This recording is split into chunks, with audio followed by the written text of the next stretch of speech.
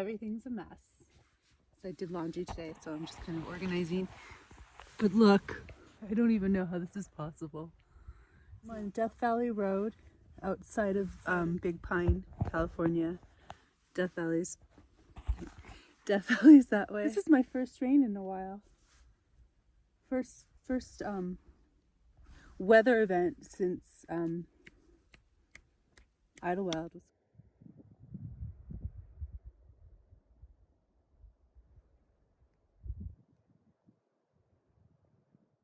It was really neat to be in a part of Death Valley in the Mojave that I hadn't visited before, and it made me want to stay and see more. But I had spent and have spent so much time in Death Valley and so much time in the Mojave Desert that I had to move on because the Inyo Forest was just ahead, and I always rushed through it. I didn't want that to happen again. I almost didn't go to the Ancient Bristlecone National Forest because my weather app that I was using was reporting really extreme lows. And I really couldn't believe that the temps were that extreme, but it kept me away at first, I have to admit. But after spending one more morning near Lone Pine that was unbearably hot, I headed up there, and I'm so glad I did. I had no idea that I would love it as much as I did. Bristlecone pine trees grow at an elevation between 9,800 feet and 11,000 feet, and they're found throughout California, Nevada, and Utah. The oldest known tree is approximately 5,000 years old. I visited the Schulman Grove at the Visitor Center. I took the Discovery Trail, which is a 1-mile loop and is definitely worth it. It has a good example of the different bristlecones and how they evolve. And then I took the Methuselah Trail, which is a 4.5-mile loop, and it has some of the oldest trees in the world there. I didn't go to the Patriarch Grove, which is further on. I wish I had, because I guess the tallest bristlecone tree in the world is there. The Patriarch Grove also has smaller and younger versions of the trees, so you can see how they start out. It requires a long, windy dirt road to get there, and I can't speak to it because I didn't go, and I wish I had, because my car could definitely have done it, and it was a lovely day. I guess there's just a lesson for you. Always continue down that road. You never know what you might find. It also gives me a pressing reason to go back to the Ancient Bristlecone National Pine Forest when I get back to the area. It was a late spring day when I visited, and it was in the middle of the week. It was pretty quiet. The visitors center wasn't officially open yet. That also might have been due to COVID. I'm not quite sure, but it was definitely worth it. I was surprised. Nobody else seemed to take the 4.5-mile loop all the way. They ducked in and out on either side looking for the one tree that everyone wants to see, which is no longer pointed out because they are afraid of somebody destroying it or vandalizing it, which is just wild to me that anyone would take a beautiful tree like this and carve their initials into it and think that that was an improvement. But I guess that's just me. Anyway, I'm really grateful that places like this exist.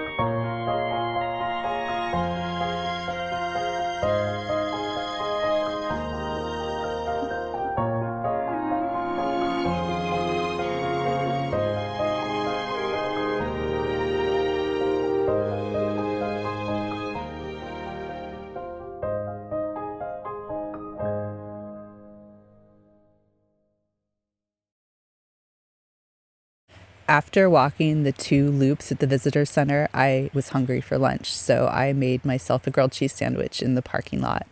I put my camp stove on the sidewalk and made a grilled cheese sandwich, and it was delicious. And I should have filmed it, but I didn't. But at least I'm telling you about it now. I really should remember to share every grilled cheese sandwich moment. There is camping in the area. There's a regular campground called Grandview Campground that has some established sites. There's no services. And I believe it's a $5 donation. Then there are also some dispersed sites beyond that and below as well, just off of the chutes of the road. So be intrepid and look out for those roads, and you never know what you might find, because I found some of my favorite camping spots while staying there. I made the mistake or happy accident of coming up here with not much time. I had to be back down in service the next day. So it was sort of bittersweet that I knew I couldn't stay. I definitely enjoyed the sunset. It was one of the most remarkable ones I've seen in the East Sierra.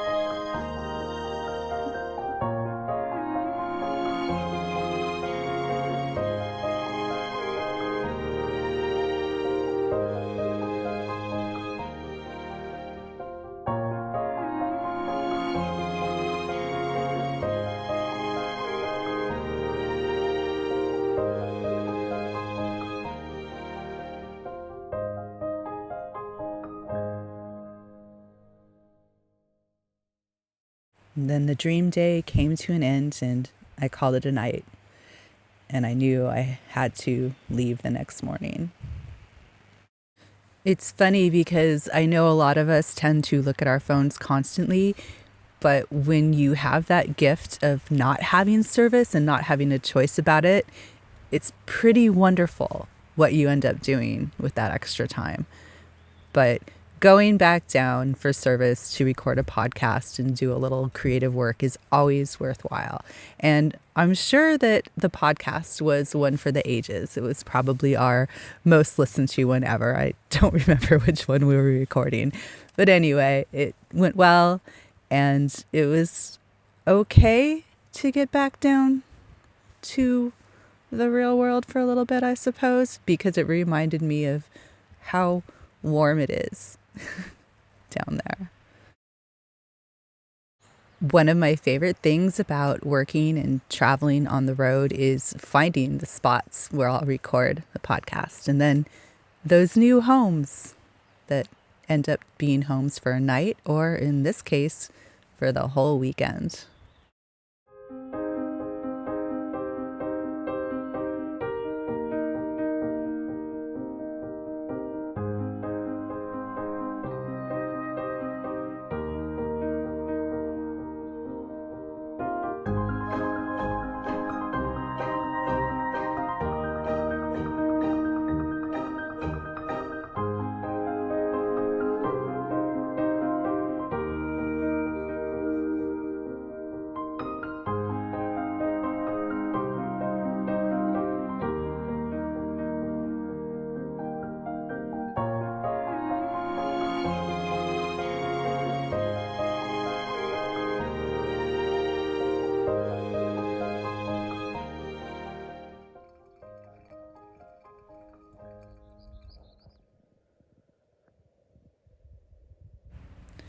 Other than the animals that lived around here, I basically had this whole hillside to myself for the weekend.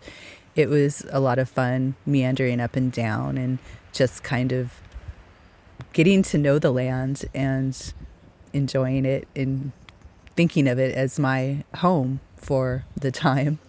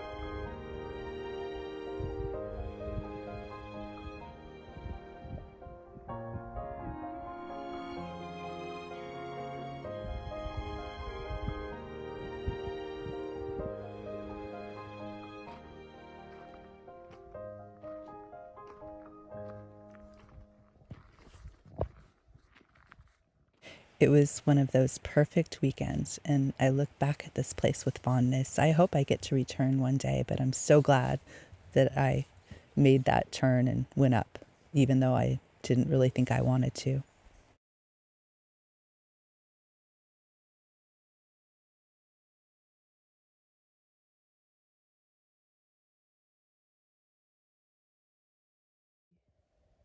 I was at my window looking in. So pretty.